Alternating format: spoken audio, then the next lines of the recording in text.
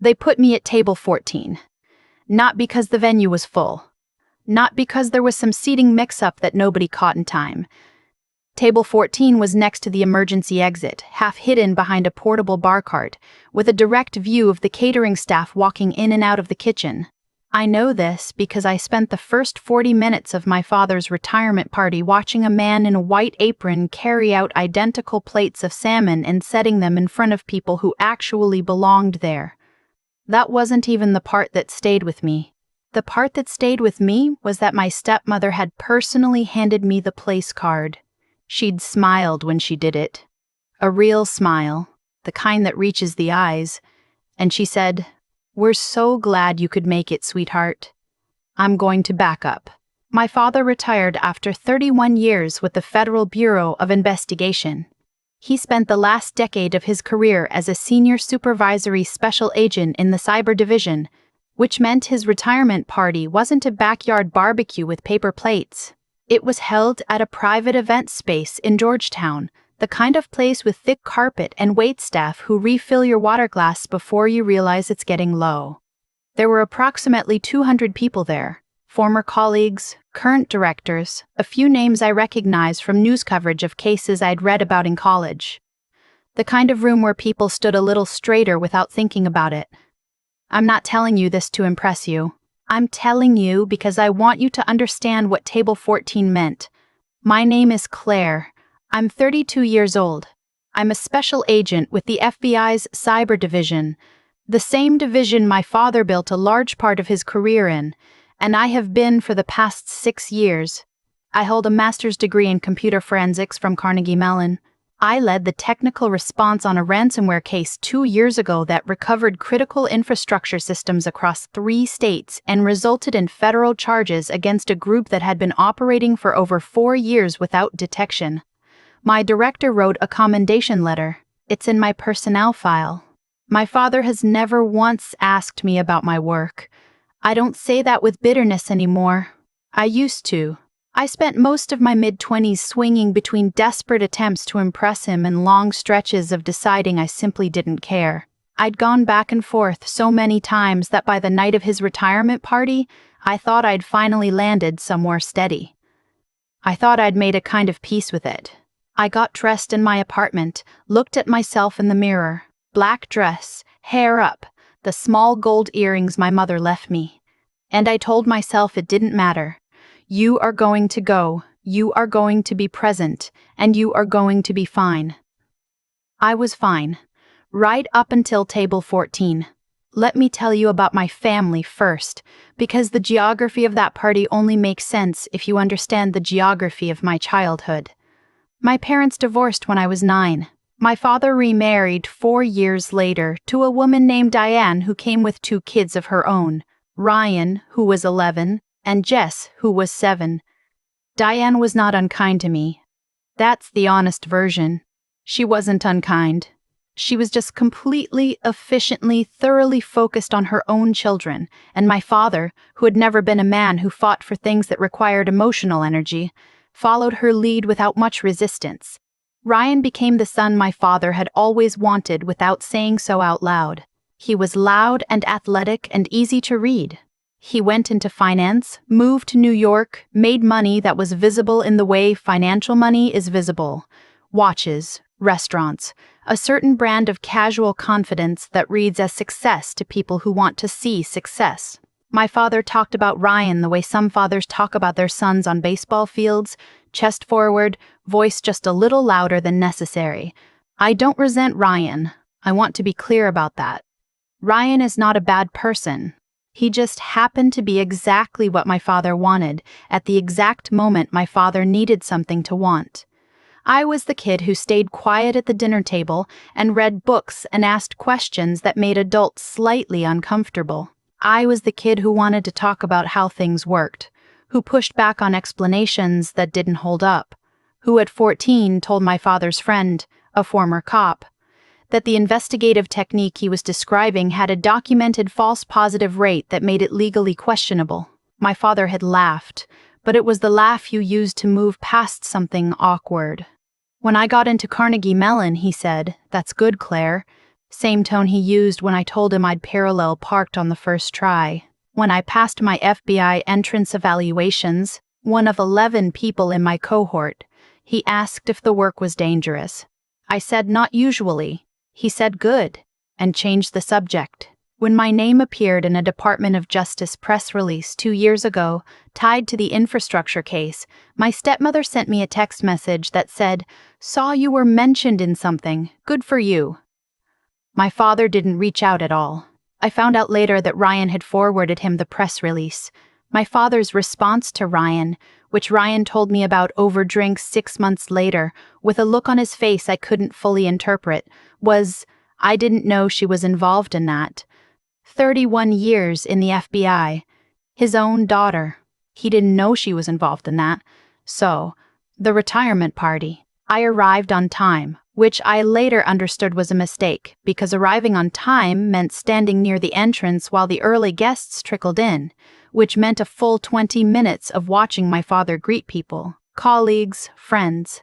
His brother from Phoenix, with a warmth and openness that I'd spent most of my life believing he simply didn't have. He could have it, he just aimed it elsewhere. He saw me from across the room. He raised his hand in a wave, not the kind where you start moving toward the person, the kind where the wave is the greeting, complete in itself, a closed transaction. I waved back. A server appeared at my elbow with a tray of sparkling water, and I took a glass because I needed something to do with my hands. Diane found me about 10 minutes later with a place card between 2 fingers. "Table 14, she said. "Right over by the sidebar so you'll have easy access to drinks." She said it like it was a perk. I took the card. I smiled. I said thank you. I found table 14. There were 6 seats. Over the course of the evening, I shared it with a woman from my father's first field office who had retired 3 years earlier and didn't know anyone in the current division, a younger analyst who had come solo and spent most of dinner on his phone, a couple who turned out to be the venue coordinator's guests who'd been seated there by mistake, and one empty chair. From where I sat, I could see the main tables. I could see my father at the center of the head table, laughing at something Ryan said. I could see Jess, my stepsister, seated 2 chairs to my father's right with her husband and their toddler, who kept trying to grab the centerpiece flowers. I could see the table where the senior bureau leadership sat, the people who had worked beside my father at the highest levels of his career, and I knew some of them. I had worked cases adjacent to some of them. One of them, Assistant Director William Hartley, had sent feedback on a technical brief my team produced that I still kept printed out in my desk drawer because the handwritten note at the bottom said simply, "Exceptional work." I had not been seated near him, I had been seated by the emergency exit. The salmon was good at least. I ate it and made conversation with a retired agent about a case she'd worked in the 90s that had led to some of the early frameworks we still used in digital evidence handling. She was sharp and funny, and I genuinely enjoyed talking to her. That part was real. I want to be fair. But there were moments, in between bites, when I'd look up at the main table and feel something that I'd worked very hard to stop feeling. Not quite anger, more like the specific exhaustion of a person who has been explaining themselves for years to someone who has simply decided not to listen. The formal program started around 8. There were toasts. Ryan gave one, polished, funny, the kind of toast that gets real laughs and doesn't overstay its welcome. Jess gave one that was shorter and warmer. A former deputy director gave one that went on slightly too long and referenced 3 different agency acronyms without explaining any of them. My father looked genuinely moved through all of it.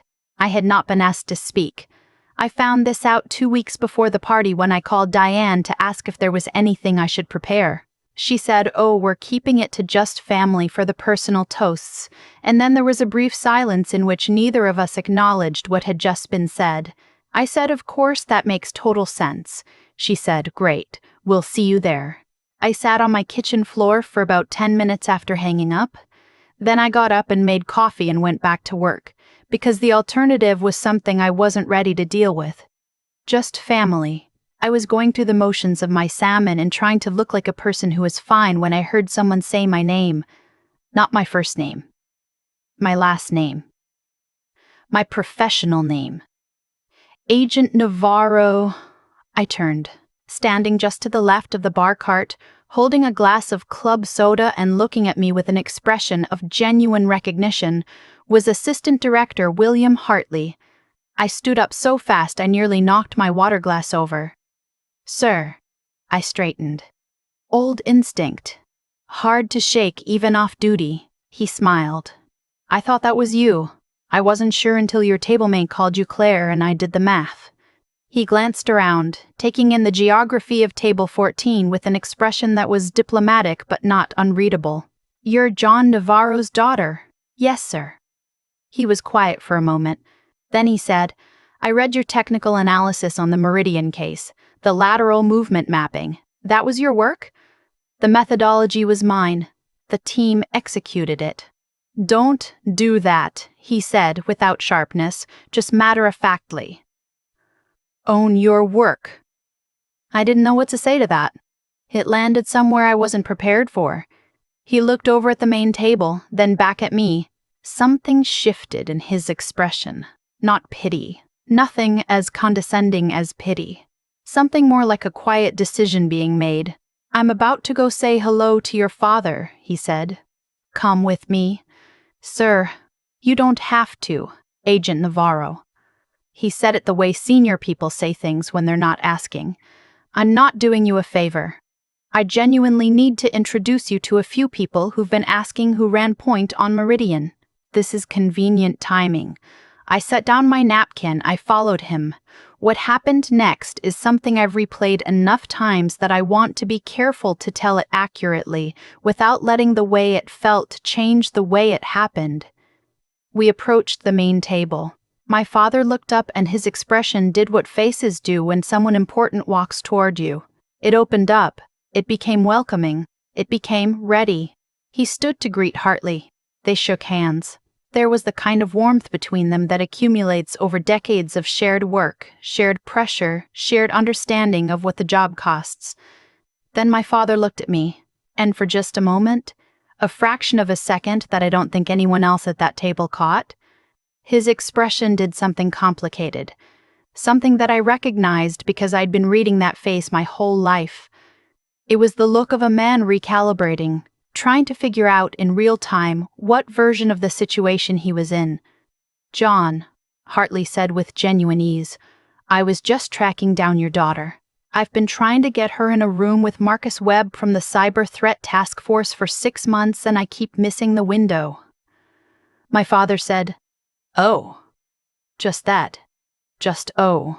You know she ran the technical architecture on Meridian. Hartley said it like a statement, a given, something between two people who obviously both knew this thing.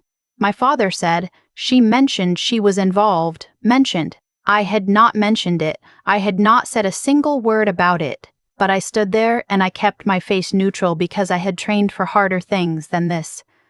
Hartley looked at my father for one measured moment.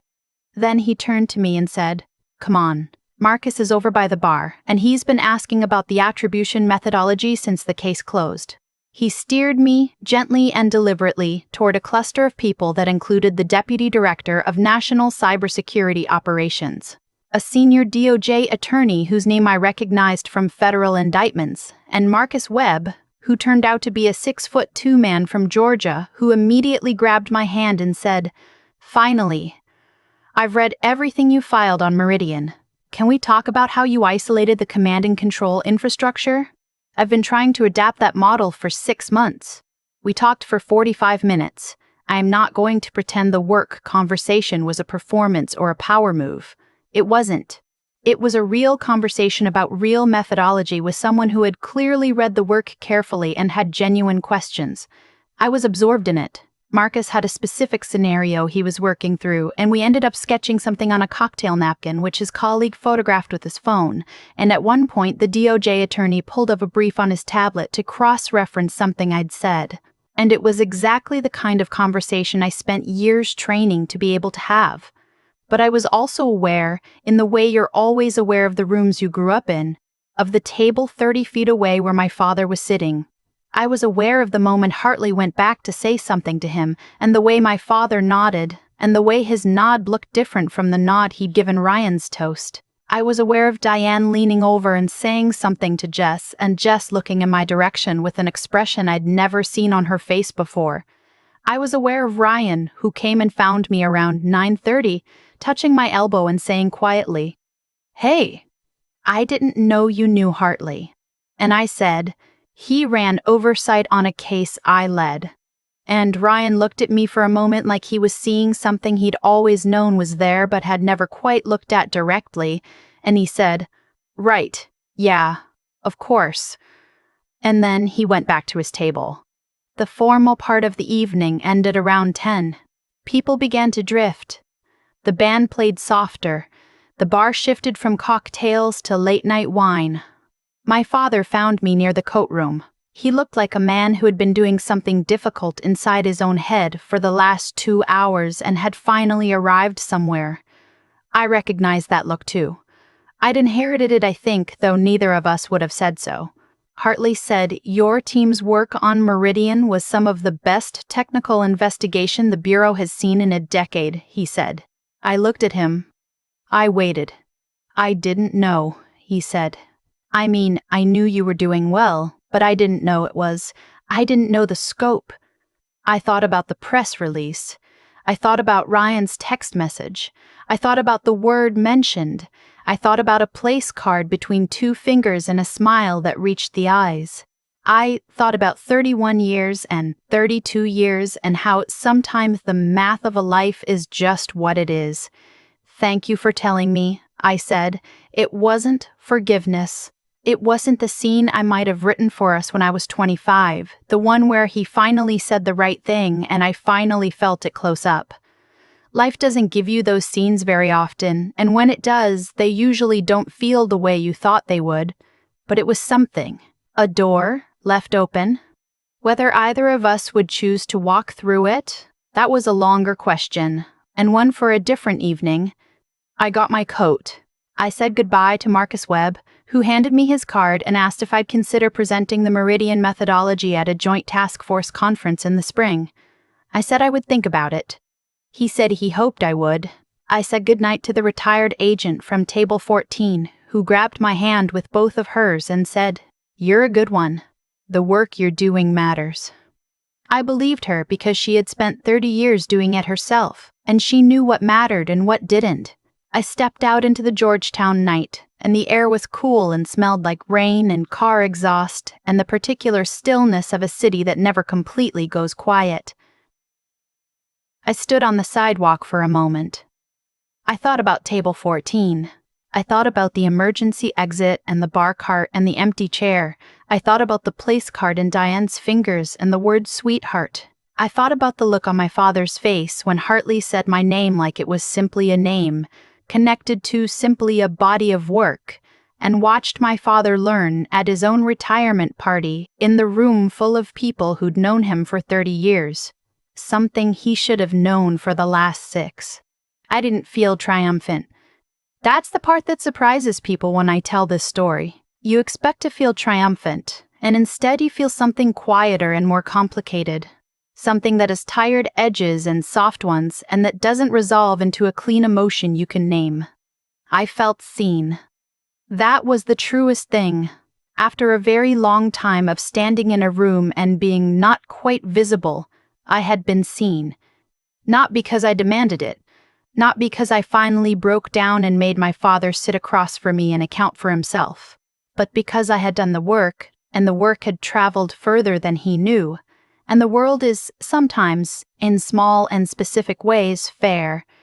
I called my mother on the drive home. She lives in Tucson now, has for the last 12 years, teaches high school chemistry and grows tomatoes in her backyard, and has never once made me feel like a footnote.